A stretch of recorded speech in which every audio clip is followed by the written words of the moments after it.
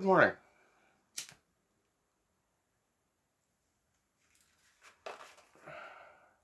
So,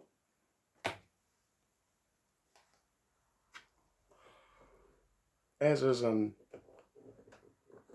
not unusual occurrence, I have no topic in mind right now, and can't really figure anything out in a quick hurry here. Just as usual, I'm changing the camera angle again. Uh, I keep moving things around in the shed, so uh, expect this to happen fairly regularly. Um, hmm. Well, my eyes just fell on a couple of empty water bottles.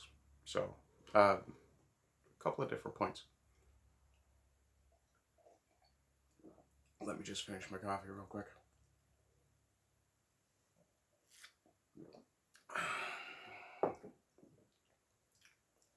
I really hate that middle temperature coffee.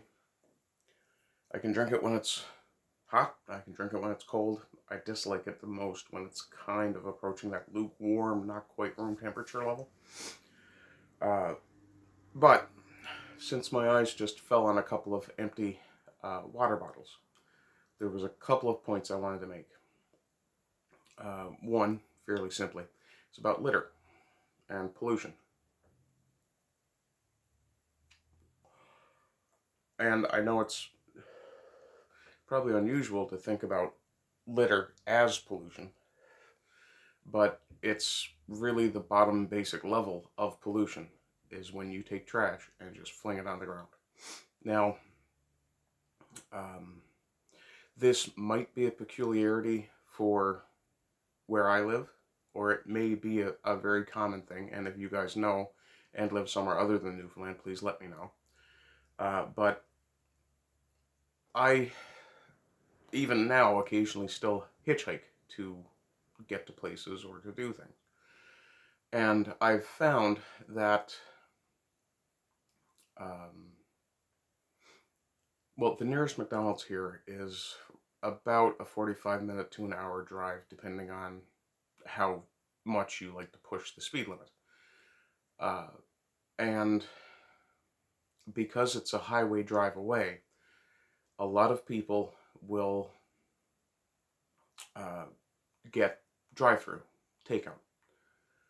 And I've noticed quite a lot over the years that places that are somewhat distant from takeout places, when you begin to approach the outskirts of those towns, you start to see takeout litter, uh, McDonald's wrappers, things like that, on the side of the road. And what that basically says to me is that these are people who have finished their drink or finished their food, and rather than just throw everything back in the bag and throw it out when they get home, they yonk it out the window. Or, sorry, they yeet it out the window. And you'll see a lot of times people unwrapping a stick of gum, the wrapper goes on the ground. Finishing a chocolate bar, the wrapper goes on the ground. Uh, that's the easiest type of litter to fight. You have pockets, or you have a takeout bag. So you have somewhere to put that stuff until you get home. A lot of towns, I know mine in particular as well, there are garbage cans set up on the sides of the road. In some cases, they're spread out a bit more than uh, they're either spread or placed badly. Uh, my personal feeling is that, just a moment, I have to cough and sneeze. Well, I think I'm finally getting over being sick. The problem is now that in trying to get myself over being sick, I did a little heavier lifting than I probably should have. And pretty much all of my abdominal muscles are, I wouldn't say torn, probably strained. And it's giving me a sensation not akin to an upset stomach. Uh, I don't know if this is normal for other people. It is for me. It's not unusual. And it's significantly painful than having really pulled or torn the muscle. Um, it was worse, far worse yesterday, but it's not so bad today.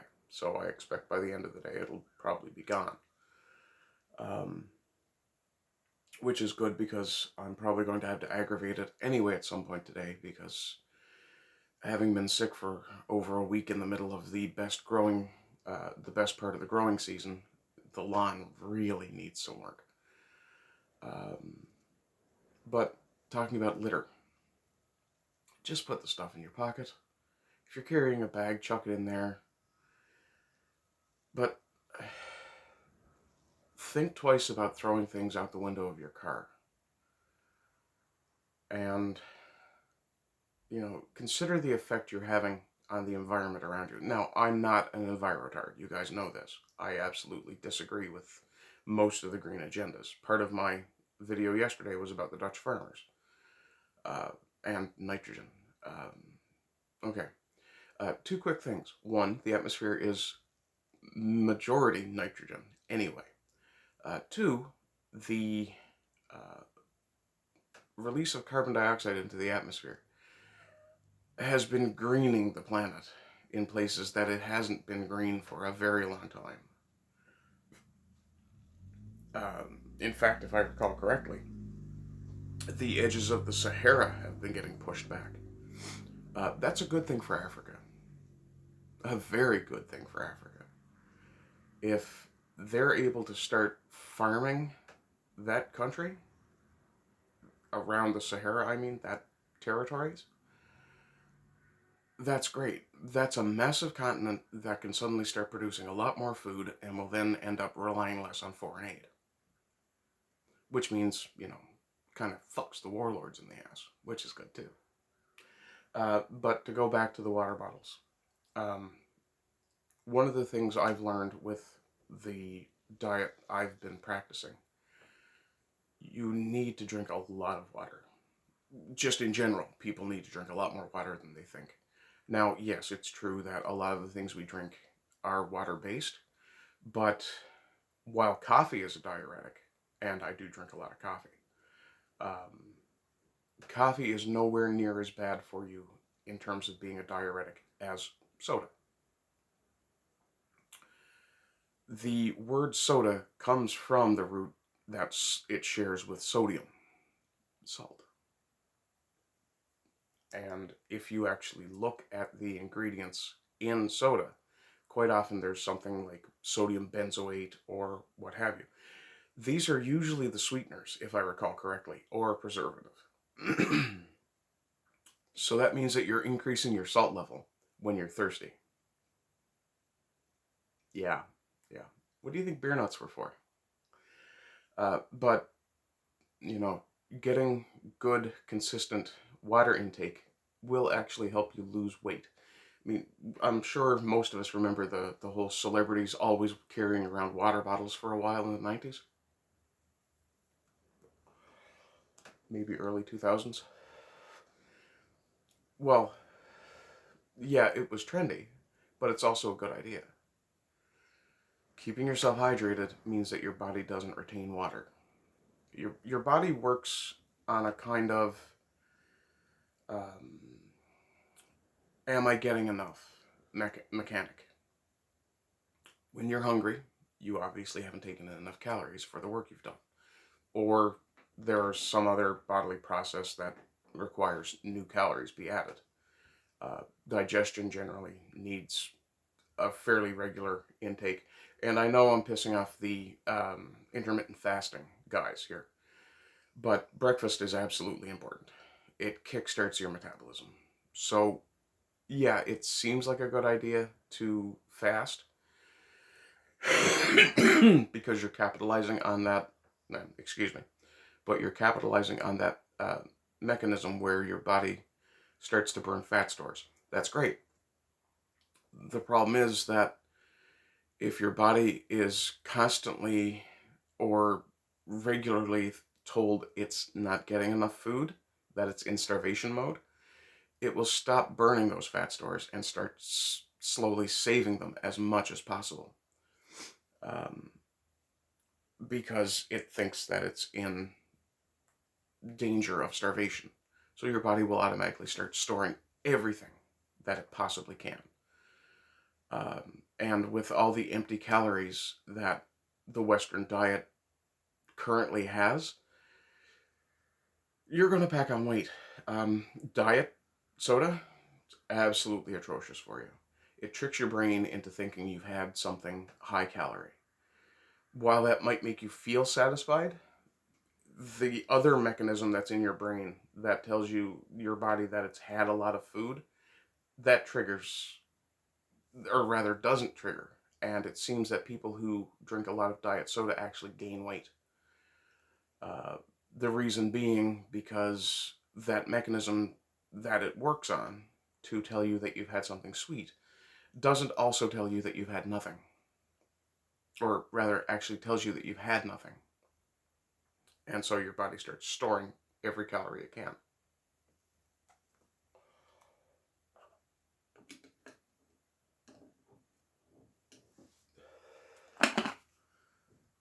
And when your body starts storing calories, you gain weight.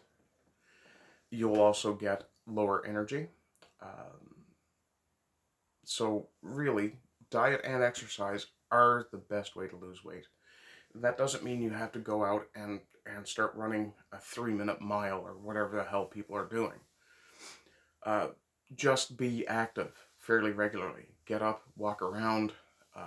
I know it's very difficult with a sedentary job, but and I've worked in office jobs. The last thing you want to do when you're done for the day sitting in a chair is to get up and move around, because your brain is just burned out. You don't want to get active. It quite often seems too much. My advice, do something small. You go for a 5-minute bike ride. Stretch.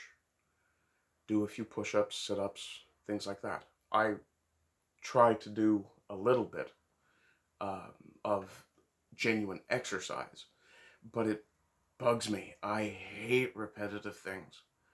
And uh, one of the things I've found for myself over the years is that the best thing for me is to go and do something with my hands, something fairly productive. Uh, uh, People talk about, oh, you just need to move heavy weights. Okay.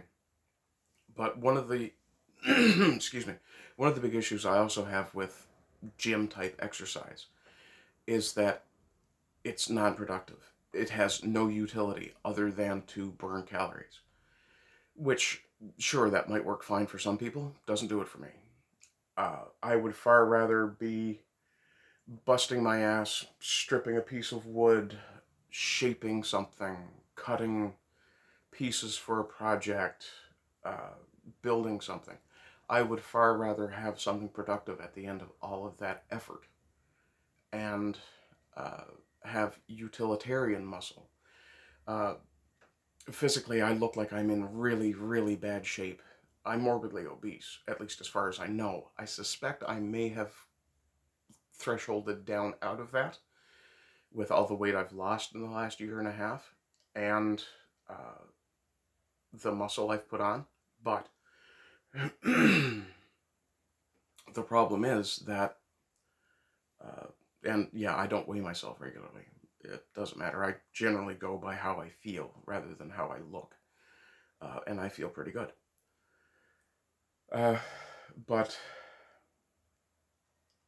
uh, as I was saying, I look like I'm in pretty bad shape.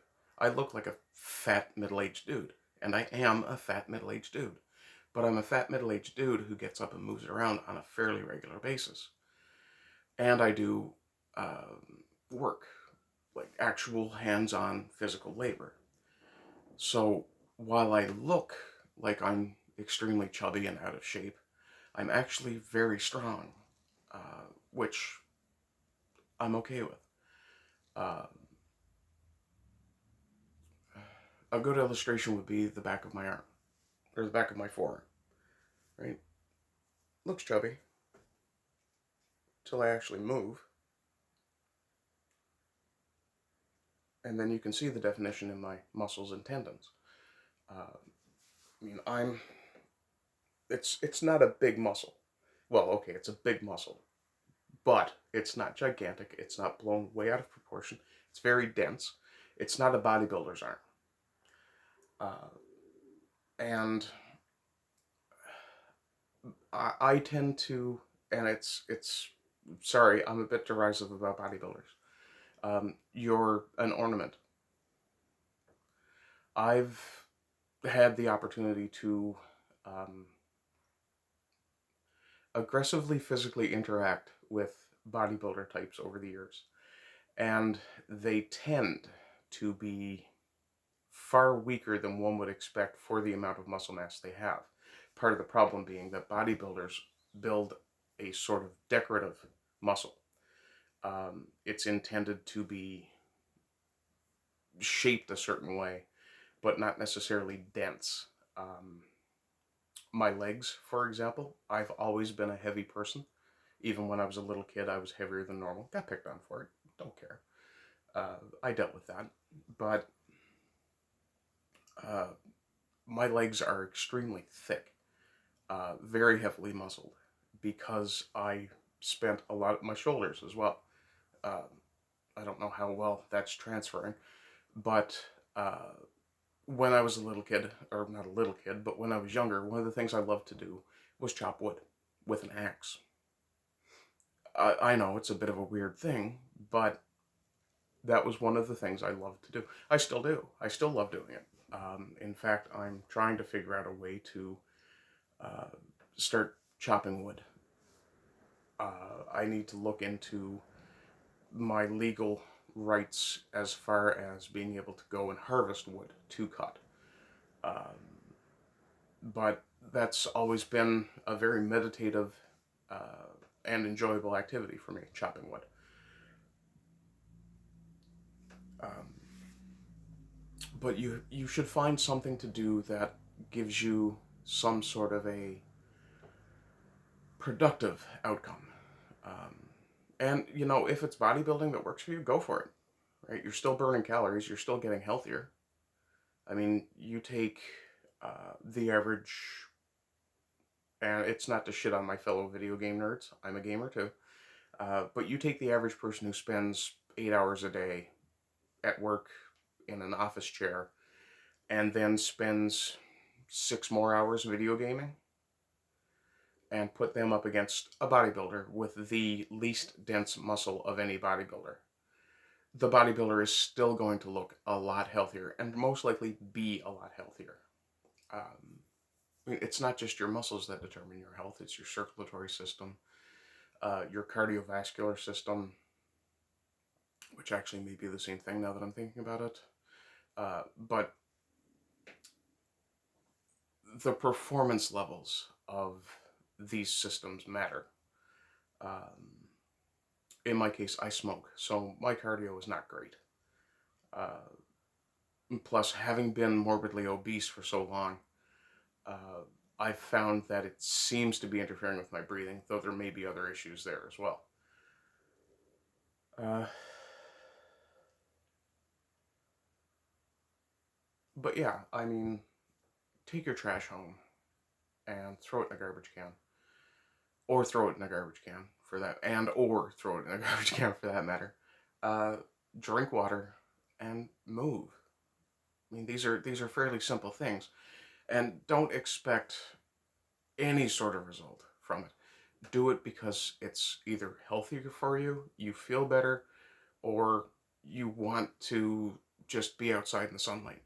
Don't do it with that end goal of, oh, I want to be thin, I want to be strong, I want to be big, bulky, tough. Don't do it for those reasons. Do it for the reasons that, or rather, don't do it with that end goal in mind, because you will fail to achieve your goals as quickly as you expect to. I haven't, for example, I haven't done a pull up in years. I don't even know that I could do a pull up right now. But I do know that if I were to start trying to do pull ups, I would not expect to be able to do 5 or 6 or 10 or 20 at the first try. It would be unrealistic.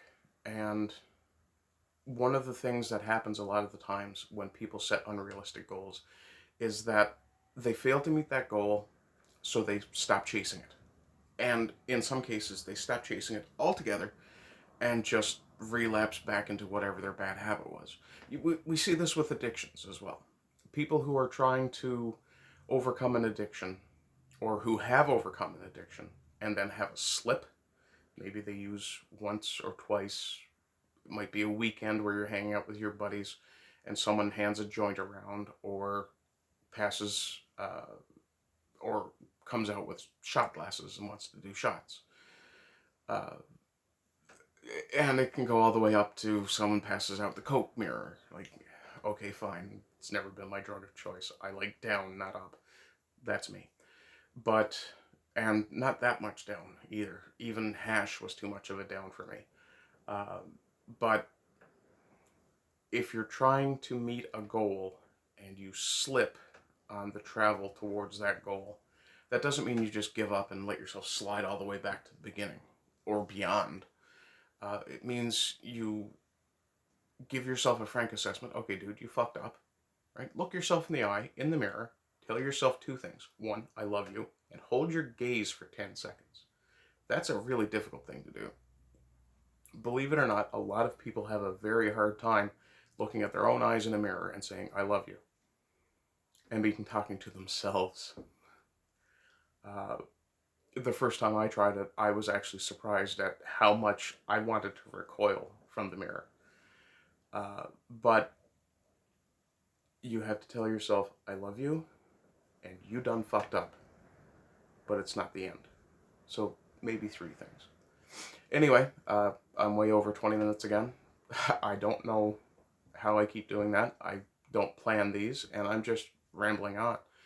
But hopefully you guys are seeing some sort of value in this and are willing to like, share, subscribe, comment. If you're feeling particularly generous, there is that donation link down there, way at the bottom of the description. Other than that, I hope you're all having a good day. I hope I have a good day, and I will talk to you later. Okay, love you all. Bye-bye.